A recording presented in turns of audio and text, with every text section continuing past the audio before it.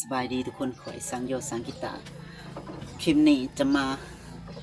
รีวิวพินนะโมเมนต์พินข่อยเฮ็ดเองนะรีวิวการส่องพินเปลี่ยนเฟสปกติมันจะเป็นเฟสตัวนี้เป็นเฟสพลาสติกสีเหลืองแล้วก็ข่อยก็ได้ทำการเปลี่ยนปกติแล้วมันจะบ่มีหล่องเนาะบ่มีหล่องในการต่อเฟสเขาได้เนาะเพราะว่าเขาจะกระเจ้าจะใส่กาวติดใส่กาวห่อนติดเอาข่อยเอามาข่อยก็เลยต้องได้ตัดซอหลอกไม้เนาะเพื่อที่จะต่อเฟสเขาประมาณนี้นะโอเคเดี๋ยวมาเบิ่งเนาะแล้วก็มีการคัดเงาคัดสีใหม่นี่คัดสีใหม่ราคา200,000นะสำหรับการคัดสีคัดเงาเพิ่มเติมเด้อทุกคนประมาณนี้เนาะงานออกมาประมาณนี้อันนี้จะเป็นพินลูกค้าส่งมาทางกระมดแล้วเนาะบนนี้แล้วก็ค่อยมีการเอายองตัวนี้ลงเอาปรับให้มันต่ำลงแล้วก็มีการเจาะเพราะว่าเจาะตัวนี้เจาะเอาปิกอัพนี่มันต่ำลงปกติแล้วมันจะปิกอัพนี่มันจะอยู่สูงแล้วเวลาค่อยจะให้ตั้งสายให้มันต่ำลงมันตั้งบ่ได้เพราะว่าตัวนี้มันสูงเลยเวลาเขากดเฟกต่ำๆแล้วมันจะถือคอนแทคตัวนี้เลยก็เลยต้องม่างออกข้างในแล้วก็เจาะใหม่ตัวนี้เจาะลงไปอีกเพื่อให้มันเฮ็ดให้มันสายต่ำลงได้ส่วนทางนี้คอยจะบ่ได้แตะต้องมันนะเพราะว่ามันก็ยังสูงอยู่เด้อมันยังสูงอยู่แต่น่าจะมีปัญหาในการเล่นปานใดเพราะว่ามันคาตัวนี้พลาสติกตัวนี้คอยบ่อยากแตะต้องบ่อยากออกเพราะว่ามันเป็นของลูกค้าแล้วมันเอาต่ำลงอีกบ่ได้แล้ววันนี้เพราะว่ามันคาตัวนี้เท้าแกะพลาสติกตัวนี้ต่ำออกได้แกะได้แต่ว่าของลูกค้าเขาบ่อยากแตะต้องจะสามารถเอาทำลงอีกก็ได้โอเคเดี๋ยวมาพังเสียงกันเดี๋ยวจะดีดแบบธรรมดานะอันนี้คือต่างสายตรงเลยเนาะ E A E คอยกระดิดดีดโบเป็นนะ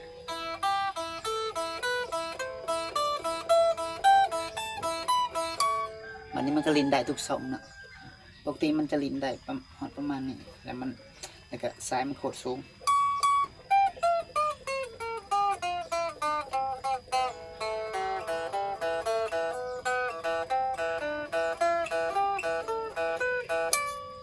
ลินได้ทุก2นะ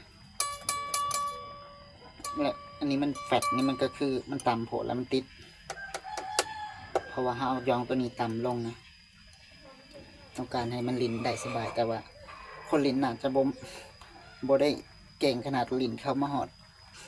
ดในนี่เนาะมันมีส่วนน้อยโอเค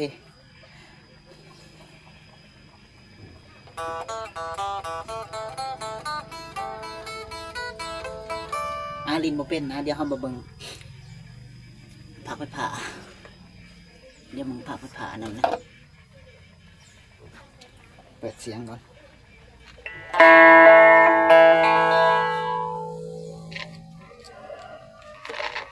โอเค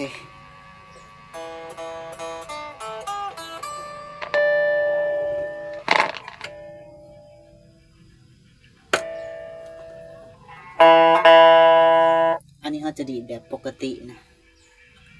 บ่ได้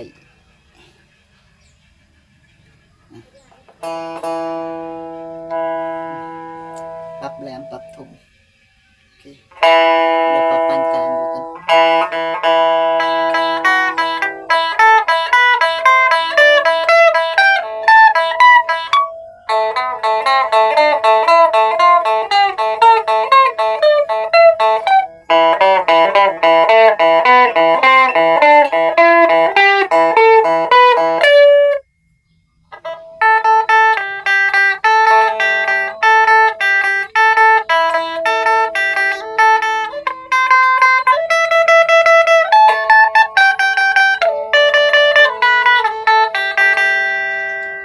เคแล้วมาใส่เอฟเฟกต์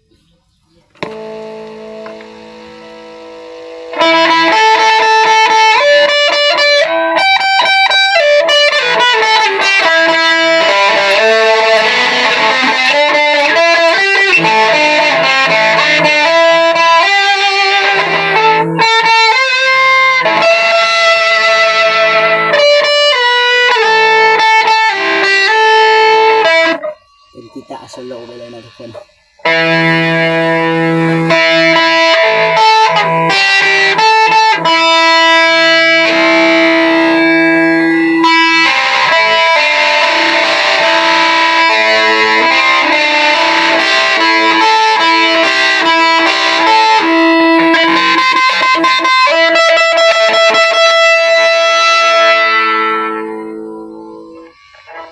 โอเคประมาณนี้นะ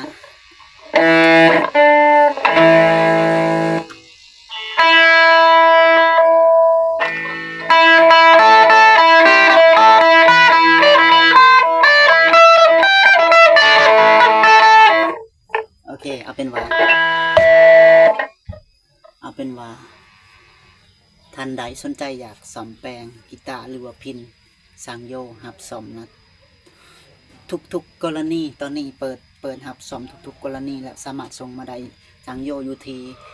แขวงสวรรณเขตบ้านโพนเขียนเมืองอาจสะพังทองนะปัจจุบันอยู่เมืองพารานชัยบ้านนาจันไตส่งมาให้แปลงได้ทุกคนนะราคาเริ่มต้นสำหรับกีตาร์ราคาเริ่มต้น350,000ส่วนพินก็เส้นเดียวกันราคาเริ่มต้น350,000เนาะส่วนเรื่องรายละเอียดต่างๆมันเป็นอย่างเดียวจะบอกทางข้อความทางแชทกันแล้วกันนะทุกคนนะว่าราคาเท่าไรเนาะเพราะว่าเราต้องเบิ่งรายละเอียดมันเสียหายหลายบ่หรือแบบใดซ่อมแบบใดนะคนประมาณนี้เนาะโอเคเอาเป็นว่าฝากคลิปในเด้อทุกคนเลยสำหรับท่านใดที่เห็นว่าคลิปนี้มันดีมีประโยชน์เนาะน่าสนใจกับฝากแชร์ต่อบอกต่อกดไลค์กดแชร์กดคอมเมนต์เป็นกำลังใจให้สร้างโยในเด้อเพื่อเป็นประโยชน์ให้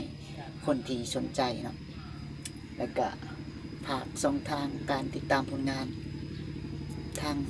YouTube โยสังกีตาหรือว่าทางแอปสีขาวโยสังกีตาและบ้านสีผาชื่อว่าโยสังกีตาหรือว่าแฟนเพจโยกีตาแฮนด์เมดประมาณนี้นะทุกคนฝากไว้นะทุกคนขอบใจที่มาเบิ่งคลิปเด้อพอกันคลิปต่อไปเด้อทุกคนเด้อ